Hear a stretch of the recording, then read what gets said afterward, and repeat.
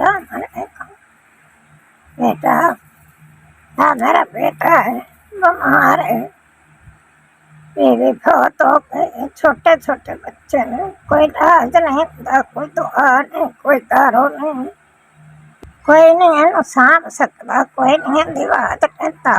मैं मां मैं बीमारी ते वक्त वादा करके तो कोई शाम ਨੂੰ ਰੋਟੀ ਪਾਣੀ ਦੇ ਦੇਵੀ ਤੇ ਇਹ ਤੇ ਫਿਕਰਾਂ ਚ ਰੇਸ਼ਾਨ ਅਚਪਿਆ ਇਹ ਬਹੁਤ ਬੜਾ ਤੰਗ ਹੈ ਤੇ ਇਹ ਤੇ ਅੱਲਾ ਵਾਸਤੇ ਟਰਾਣੇ ਰਿਪੋਰਟਾਂ ਦੇਖ ਕੇ ਦਿੱਤੀਆਂ ਨੇ ਸਾਡੇ ਕੋਲ ਉਹ ਨਹੀਂ ਕਰਾਈਆਂ ਇਹ ਟੀਵੀ ਦਾ ਮਰੀਜ਼ ਹੈ जी अस्सलाम वालेकुम।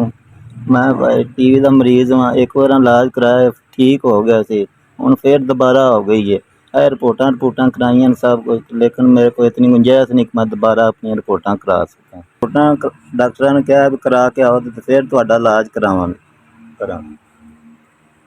टीके लगे ने उदों दी लग के मैं नहीं ठीक हुई, मैं बहुत बीमार रही हूँ, बुखार ही नहीं मेरा किसी टाइम उतरता, तो कोई चीज नहीं जुड़ी दवा दे लगे कोश कटाने। सलाम पुत्र, साढ़े तरफ 5000 रुपये मिले, अल्लाह थानू बहुता देवे, अल्लाह थानू तंदुरुस्ती देवे, अल्लाह थानू रंग लावे, अल्लाह थानू होर तौफीक देवे माड़े नूं देण वास्ते।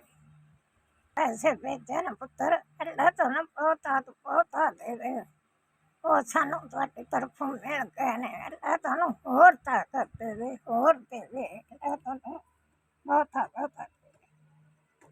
ਮੇਰੀਆਂ ਗਰੀਬਣੀ ਦੀਆਂ ਬਹੁਤ ਦੁਆਵਾਂ ਅੱਲਾ ਤੁਹਾਡੀਆਂ ਕਬੂਲ ਕਰੇ। ਅੱਲਾ ਤੁਹਾਨੂੰ अस्सलाम वालेकुम भाई साहब, तुहाडे कोल 5000 रुपया सानू मिल गया।